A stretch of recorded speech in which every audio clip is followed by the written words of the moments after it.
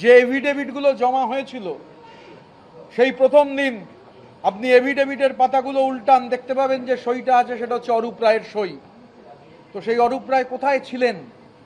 একটা পার্টির শুধু সুদেই হাজার, মানে বিপুল টাকা, একটা তৃণমূল স্তরের পার্টি। আমরা তো চ্যালেঞ্জ করছি যে সাধারণ কর্মীদের জন্য 1 টাকা খরচ হয়েছে, সাধারণ কর্মীদের জন্য খরচ হয়েছে না ওই নতুন নটওয়ার লালের জন্য খরচ হয়েছে?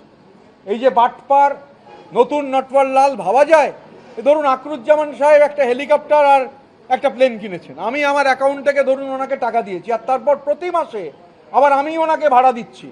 পৃথিবীতে যখন হচ্ছে এইগুলো ইকোনমিক্স, যারা ইকোনমিক্সের মধ্যে মানি লন্ডারিং ভবিষ্যতে চ্যাপ্টার অন্তর্ভুক্ত হবে যে এই ধরনের নতুন বাটপারি, তখন প্রশ্ন হচ্ছে বেছে নিতে হবে, হয় এই কর্পোরেট মাফিয়াকে, নটওয়ারলালকে, বাটপারকে বাঁচতে হবে, আর নয়তো তৃণমূল কংগ্রেসের গ্রাউন্ড লেভেলের কর্মীদের বাঁচতে হবে।